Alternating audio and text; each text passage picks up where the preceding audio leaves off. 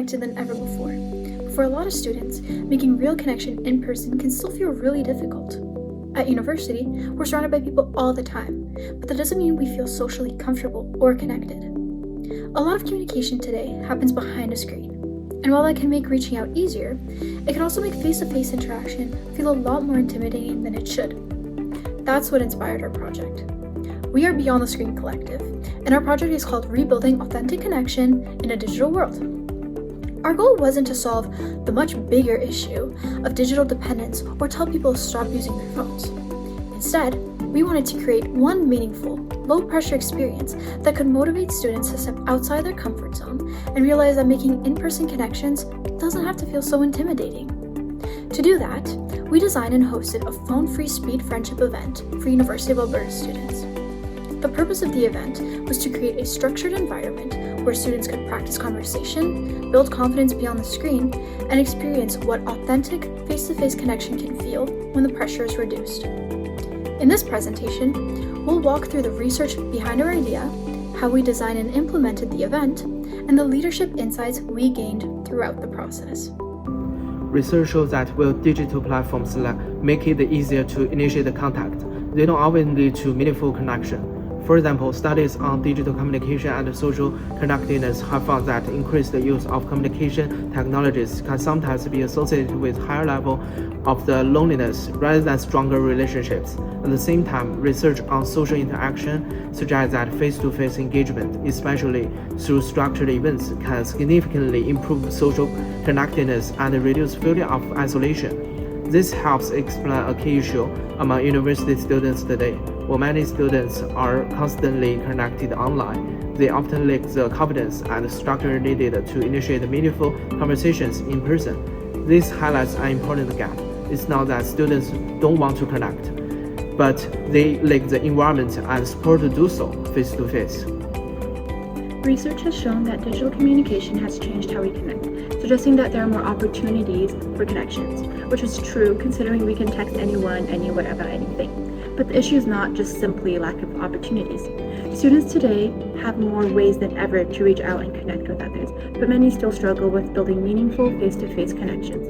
While they are completely fine with connecting online, they often avoid meeting in person or talking in person. What is missing is not access, but structure.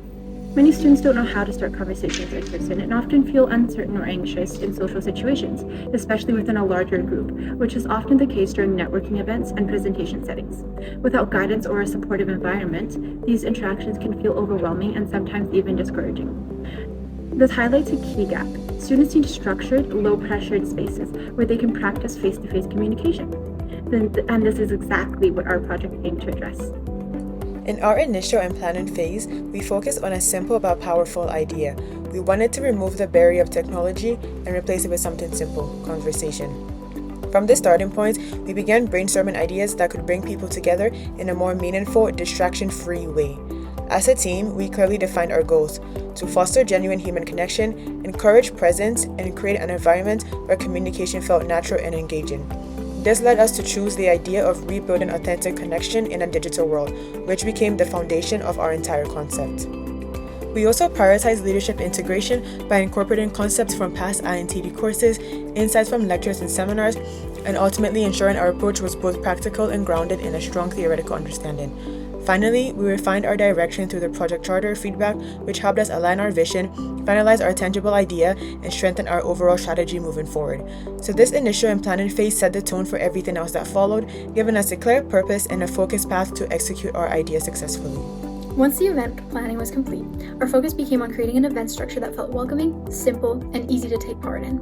We intentionally designed the experience to be low pressure and guided because one of the biggest barriers we identified wasn't that students didn't want connection. It was that starting connection in person can feel awkward or intimidating. The event started with a no phones expectation, which helped increase a more present and distraction-free environment. We then began with a short icebreaker activity of human bingo, where participants had to walk around and find people who matched different prompts on their bingo sheet. This gave everyone an easy, low-fun way to start talking, and we even added small prizes for the first 3 winners to make it even more engaging. After that, participants moved into our speed friendship rounds, where they rotated through guided conversation using prepared prompts. These These prompts started with lighter questions and gradually became a bit more personal and reflective, which helped conversations feel more natural instead of forced. This structure mattered because it removed some of the uncertainty that often makes in-person social interactions feel intimidating. Instead of expecting people to just start talking on their own, we gave them a framework that made connection feel easier and more approachable. From a leadership perspective, this part of the project showed us that leadership can also mean designing the right environment, one where people feel comfortable enough to participate and connect. For our testing and audience, we saw a really diverse group of students attending our event. We had students from a bunch of different faculties, including business, science, arts, and others. This variety was heavily cherished as it demonstrated that our initiative resonated beyond the scope of just one group, and that the need for authentic communication is much needed and wanted by students around our campus. In terms of promotion, we focused primarily on social media. Due to time constraints and the reality that students often overlook physical posters, we decided not to invest heavily in that approach. Instead, we used platforms where students are already spending most of their time, which allowed us to reach people more effectively and efficiently. So yes, we did tell people to log off by first getting them to log on. Overall, we had 15 participants attend our event.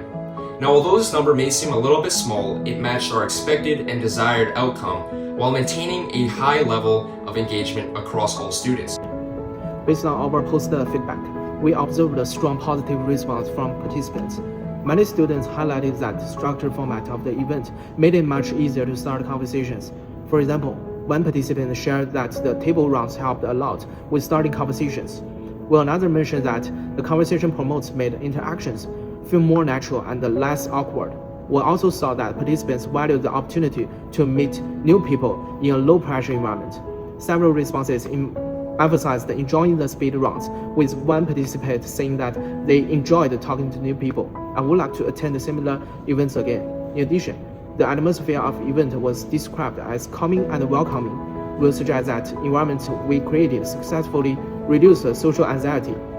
From the feedback, it's clear that structured interaction, guided promotes, and a supportive setting helped participants feel more comfortable engaging in face-to-face communication.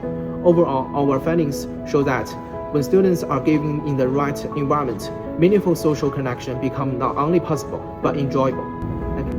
One of the most important insights from our event was how powerful structure can be in shaping social interactions. We saw strong engagement throughout the event, with participants actively engaging in conversations with each other and genuinely enjoying the interactions. People were walking around, getting to know each other better, and building new connections. The use of guided prompts and timed rotations really helped reduce uncertainty and made it a lot easier for participants to initiate and engage in conversations. Many students continued the conversations even after their structure round had ended, which showed that real connections were being formed and that they really enjoyed their conversations. We also saw that creating a welcoming and low-pressured environment had a meaningful and emotional impact. Participants described the event as comfortable, inclusive, and enjoyable, not feeling pressured or overwhelmed by the event or the people at the events. They felt safe to express themselves and build more confidence on face-to-face interactions. Overall, our project showed that meaningful connections is not just about bringing people together, but about designing the right conditions for interactions to happen.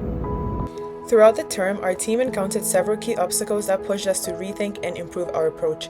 One of the first challenges was initial hesitation, both within our group and from our target audience.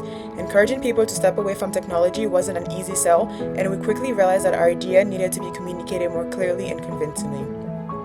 Our midpoint assignments feedback highlighted an important issue. While our problem and solution were related, they weren't connected in a meaningful way.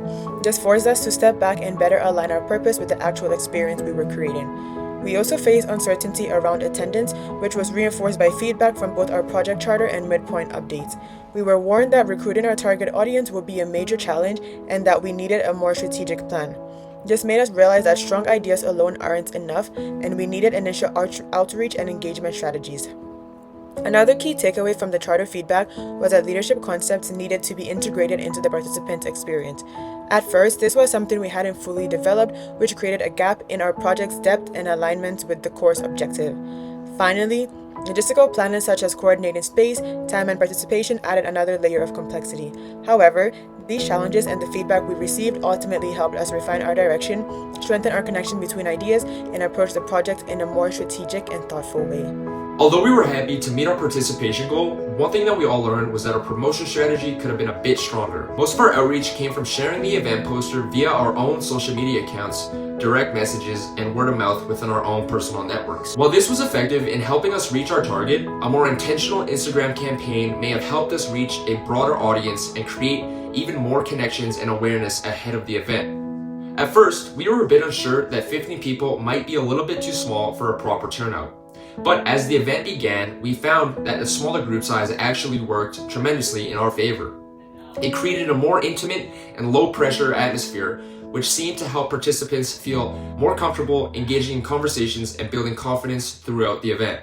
One of the biggest things this project taught us is that many students do want connection, but they often need the right environment to feel comfortable initiating it. What we found is that confidence in real-life interaction doesn't always come from simply telling people to talk more. It often comes from creating a space where conversation feels safer, more structured, and less intimidating. We also learned that impact doesn't always come from having the biggest turnout. Sometimes, a smaller, more comfortable setting can create the strongest sense of connection. From a leadership perspective, this project showed us that leadership is not always about solving a massive issue all at once. Sometimes, leadership is about identifying a real barrier, creating a thoughtful intervention, and making it easier for people to take the first step. In a world full of notifications, we wanted to create something different. A moment to look up, speak, and genuinely connect. Because sometimes, the most powerful connection really does begin with something as simple as saying hello.